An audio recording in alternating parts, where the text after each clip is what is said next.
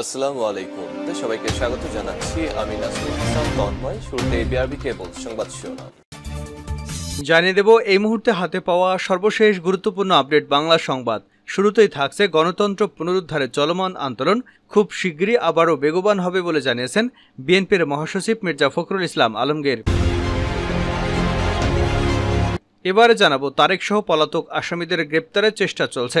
প্রধানমন্ত্রী শেখ হাসিনা জাতীয় সংসদে বলেছেন ২১শে আগস্ট গ্রেনেড হামলার মামলায় দণ্ডপ্রাপ্ত তারেক রহমান সহ ১৫ আসামিকে গ্রেপ্তারের চেষ্টা অব্যাহত রয়েছে। খুব দ্রুতই তাদের গ্রেপ্তার করে দেশে ফিরিয়ে এনে শাস্তি কার্যকর করা হবে। জানাবো আদালতে লোহার খাঁচা রাষ্ট্রের জন্য কলঙ্ক বলে মন্তব্য করেছেন জাতীয় সমাজতান্ত্রিক দলের সভাপতি আসমা আব্দুর রব।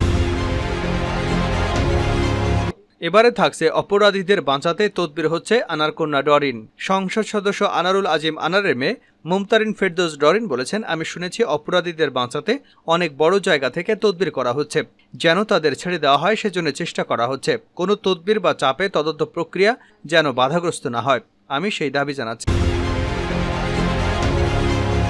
এদিকে কক্সবাজারের উখিয়া রোহিঙ্গা ক্যাম্পে মিয়ানমারের সশস্ত্র গোষ্ঠী আরাকান স্যালভেশন আর্মির ২ গ্রুপ এবং পুলিশের ত্রিমুখী গোলাগুলির ঘটনায় আব্দুল মোনাফ নামের এক যুবক নিহত হয়েছে। বুধবার দুপুরে ঘুনারপাড়া ১৯ নম্বর রোহিঙ্গা ক্যাম্পে ঘটনা ঘটে। এবং সর্বশেষ জানাবো আন্তর্জাতিক সংবাদ। ২ শতাধিক রকেট ছুড়ল হিজবুল্লাহ, ইসরায়েলে ব্যাপক ক্ষয়ক্ষতি। লেবাননের দক্ষিণাঞ্চলে ইসরায়েলি বাহিনীর বিমান হামলায় হিজবুল্লাহর একজন জ্যেষ্ঠ কমান্ডার নিহত হয়েছেন। এর প্রক্রিয়ায় ইসরায়েলি বাহিনীর সামরিক স্থাপনা লক্ষ্য করে ২ শতাধিক রকেট ছুড়েছে হিজবুল্লাহ, আর এতে ব্যাপক ক্ষয়ক্ষতির খবর পাওয়া গেছে। এতক্ষণ শিরোনাম শুনছিলেন, এবার বিস্তারিত। প্রিয় দর্শক, আপনি যদি এই চ্যানেলে নতুন হয়ে থাকেন, ভিডিওটি দেখতে দেখতে চ্যানেলটি সাবস্ক্রাইব করে আমাদের সঙ্গেই থাকুন। আর এই ভিডিও সম্পর্কে আপনি আপনার মূল্যবান মতামতটি কমেন্ট বক্সে জানিয়ে দিন। আর হ্যাঁ প্রিয় দর্শক, জানিয়ে দিন ভিডিওটি কোথা থেকে দেখছেন। গণতন্ত্র পুনরুদ্ধারে আন্দোলন শিগগিরই আরও বেগবান হবে মির্জা ফখরুল। গণতন্ত্র পুনরুদ্ধারে চলমান আন্দোলন খুব শিগগিরই আরও বেগবান হবে বলে জানিয়েছেন বিএনপির মহাসচিব মির্জা ফখরুল ইসলাম আলমগীর। বুধবার দুপুরে সরকার পরিবর্তনের দাবিতে যুগপৎ আন্দোলনে থাকা অন্যতম শরিক দল বাংলাদেশের বিপ্লবী ওয়ার্কার্স পার্টির এক মত বিনিময় সভায় তিনি এসব কথা বলেন। মির্জা ফখরুল বলেন, আমরা সংগ্রাম করছি, লড়াই করছি, আমাদের ইতিমধ্যে অনেক অর্জন হয়েছে। সবচেয়ে বড় অর্জন হয়েছে আমাদের বিভিন্ন রাজনৈতিক দলগুলোর এক একজনের এক এক চিন্তা, কেউ বাম চিন্তার, কেউ ডান চিন্তার, আবার কেউ অতি বাম, কেউ অতি ডান। সবগুলো মিলিয়ে আমরা আন্দোলনে একমত হয়েছে। বিরোধী রাজনৈতিক দলের ঐক্য একাট্টা উল্লেখ করে বিএনপির মহাসচিব বলেন, আমরা সমস্ত রাজনৈতিক দলগুলোর আলোচনার ভিত্তিতে কাজ করেছি।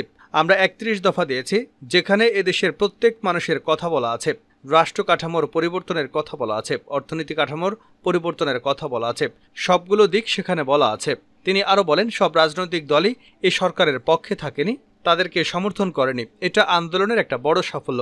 কেউ নির্বাচনে যায়নি, একমাত্র এই জাতীয় পার্টি ছাড়া কেউ কিন্তু তথাকথিত নির্বাচনে অংশগ্রহণ করেনি। মির্জা ফখরুল বলেন, সেজন্য আমি সবসময় বলি, আপনারা হঠকারি করার প্রয়োজন নেই। আমরা সবাই আলোচনা করে সবাই একমত হয়ে আমরা এই সরকারকে সরাতে পারি। কিভাবে আমরা গণতন্ত্রকে পুনরুদ্ধার করতে পারি, ভোটের অধিকার ফিরিয়ে আনতে পারি, মানুষের অধিকার ফিরিয়ে আনতে পারি, সেই লক্ষ্যে আমরা সংগ্রাম করছি। সেই লক্ষ্যে আমাদের সংগ্রাম করতে হবে। তারেক সহ পলাতক আসামিদের গ্রেপ্তারের চেষ্টা চলছে। প্রধানমন্ত্রী শেখ হাসিনা জাতীয় সংসদে বলেছেন, ২১শে আগস্ট গ্রেনেড হামলার মামলায় দণ্ডপ্রাপ্ত তারেক রহমান সহ ১৫ আসামিকে গ্রেপ্তারের চেষ্টা অব্যাহত রয়েছে। বুধবার জাতীয় সংসদে আওয়ামী লীগের সংরক্ষিত নারী আসনের সংসদ সদস্য ফরিদা ইয়াসমিনের লিখিত প্রশ্নের উত্তরে প্রধানমন্ত্রী একথা জানান। সংসদে সভাপতিত্ব করেন স্পিকার ডক্টর শিরিন শারমিন চৌধুরী। প্রধানমন্ত্রী বলেন, ২১শে আগস্টের গ্রেনেড হামলায় তারেক রহমান ওরফে তারেক জিয়া সহ সাজাপ্রাপ্ত ১৫ আসামি বর্তমানে পলাতক। বিদেশে পলাতক আসামি মৌলানা তাজউদ্দিন, মোহাম্মদ হারিস চৌধুরী এবং রাতুল আহমেদ বাবু ওরফে রাতুল বাবুর বিরুদ্ধে ইন্টারপোলের রেড নোটিশ জারি আছে। তিনি বলেন, ২০০৪ সালের ২১শে আগস্ট বঙ্গবন্ধু অ্যাভিনিউতে আওয়ামী লীগের জনসভায় স্বাধীনতা বিরোধী বিএনপি জামাত জোটের নেতৃত্বে পরিকল্পিতভাবে গ্রেনেড হামলা করা হয়। এই ঘটনায় দণ্ডবিধির ৩২৪, ৩২৬, ৩০৭, ৩০২ ও ৩৪ ধারা এবং বিস্ফোরক দ্রব্য আইনের ১৯০৮-এর ৩/৪ ধারায় মতিঝিল থানায় মামলা হয়। সংসদে সরকার প্রধান বলেন, মামলাটি দীর্ঘ তদন্ত শেষে মোট ৫২ আসামির বিরুদ্ধে ২টি অভিযোগপত্র দাখিল করা হয়। রায় ঘোষণার আগে অভিযোগপত্রের ৫২ আসামির মধ্যে ৩ জনের জন্য মামলায় ফাঁসি কার্যকর করা হয়। ঢাকার দ্রুত বিচার ট্রাইব্যুনাল ১-এর বিচারক ২০১৮ সালের ১০ই অক্টোবর রায় ঘোষণা করেন। বিচারে ৪৯ আসামির সাজা হয়, যার মধ্যে ১৯ জনের মৃত্যুদণ্ড, ১৯ জনের যাবজ্জীবন কারাদণ্ড, ১১ জনের বিভিন্ন মেয়াদে কারাদণ্ড হয়। সাজাপ্রাপ্ত ৪৯ আসামির মধ্যে ৩৪ জনকে আটক করা হয়েছে। আদালতে লোহার খাঁচা রাষ্ট্রের জন্য কলঙ্ক, আসম রব। আদালতে লোহার খাঁচা রাষ্ট্রের জন্য কলঙ্ক বলে মন্তব্য করেছেন জাতীয় সমাজতান্ত্রিক দল জেএসডির সভাপতি আসম আব্দুর রব। বুধবার সংগঠনের সভাপতি আসম আব্দুর রব এবং সাধারণ সম্পাদক শহীদুদ্দিন মাহমুদ স্বপন স্বাক্ষরিত এক যৌথ বিবৃতিতে এ বক্তব্য করেন। তারা বলেন, লোহার খাঁচা হিংস্রতার প্রতীক। এটা শুধু হিংস্র পশুর বেলায় ব্যবহার করা হয়, কোনো ক্রমে এটা মানুষের জন্য সামঞ্জস্য নয়। আদালত কোনো চিড়িয়াখানা নয়, আদালত হচ্ছে ন্যায় বিচারের প্রতিষ্ঠান। সুতরাং মুক্তির সংগ্রামের মাধ্যমে অর্জিত স্বাধীন দেশে আদালতে লোহার খাঁচা সংরক্ষণ করা মুক্তিযুদ্ধের কলঙ্ক হিসেবে প্রতিবাদ হচ্ছে। তিনি বলেন, সরকার ভিন্ন মত পথকে স্তব্ধ করার মাধ্যমে ভয়ঙ্কর ভয়ভীতি ছড়িয়ে দেওয়ার কৌশলে আদালতে লোহার খাঁচা প্রতিস্থাপন করেছে। এটা জাতির বুকে রক্তক্ষরণে নামান্তর। লোহার খাঁচা সরকারের প্রতীক হিসেবে চিহ্নিত হচ্ছে এবং সরকারের স্বরূপ উন্মোচন হচ্ছে। লোহার খাঁচার অমর্যাদার অগ্নি থেকে বাংলাদেশ গৌরব ডক্টর মোহাম্মদ ইউনূস পর্যন্ত রেহাই পাচ্ছে না। প্রতিনিয়ত আদালতে হাজার হাজার মানুষকে অমর্যাদাকর ভয়ঙ্করতায় ঠেলে দেওয়া হচ্ছে। জেএসডির দুই শীর্ষ নেতা বলেন, লোহার খাঁচা ব্যবহার মুক্তির সংগ্রামের বিনিময়ে অর্জিত রাষ্ট্রের লক্ষ্য এবং উদ্দেশ্যের সাথে চরম সাংঘর্ষিক। মানুষের মানবিক মর্যাদা সুরক্ষার প্রশ্নে অতি দ্রুত সকল আদালত থেকে লোহার খাঁচা অপসারণ করে এই প্রশ্নে নিষ্পত্তি করতে হবে। অপরাধীদের বাঁচাতে তদবির হচ্ছে আনারকন্যা ডরিন।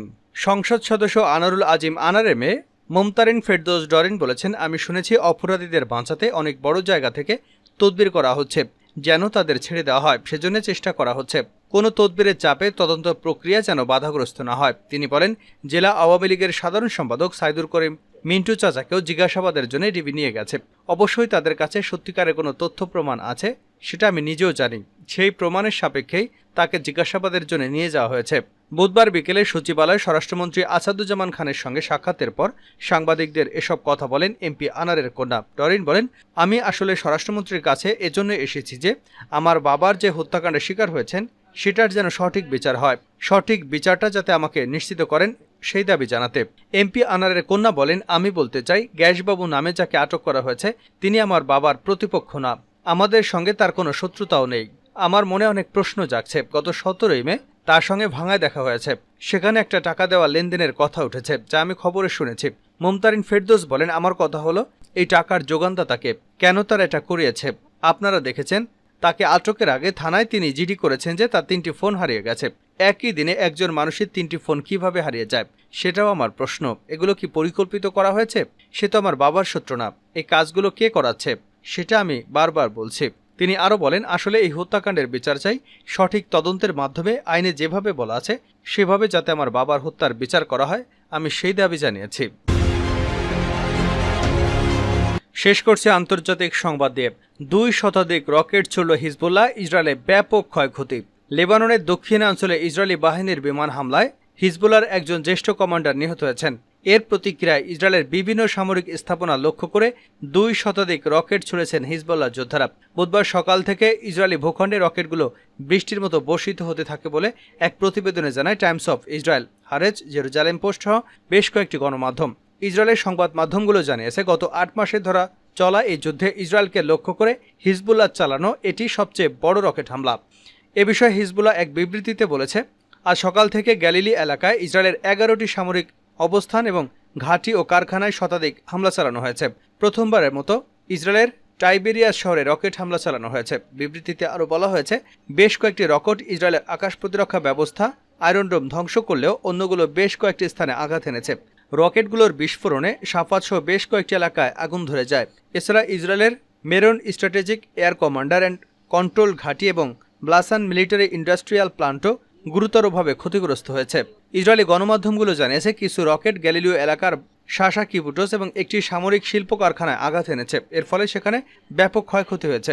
হিজবুল্লাহ রকেট হামলার ফলে অধিকৃত অঞ্চলের উত্তর সেক্টরে সাফেদ শহরেও বিদ্যুৎ বিভ্রাটের খবর পাওয়া গেছে। লেবাননের টেলিভিশন চ্যানেল আল মানার জানিয়েছে, হিজবুল্লাহর উচ্চপদস্থ ফিল্ড কমান্ডার সামি আবদুল্লাহ ওরফে আবু তালেব হত্যাকাণ্ডের পর ইসরায়েলের অভ্যন্তরে রকেট এবং ড্রোন কামান দিয়ে এই হামলা চালানো হচ্ছে। হিজবুল্লাহ দেওয়া তথ্য মতে মঙ্গলবার রাজধানীর বৈরুতে দক্ষিণে অবস্থিত জাওয়ারা শহর একটি আবাসিক ভবন লক্ষ্য করে ইসরায়েলি বিমান হামলায় সামি আবদুল্লাহ সহ মোট 4 জন নিহত হন।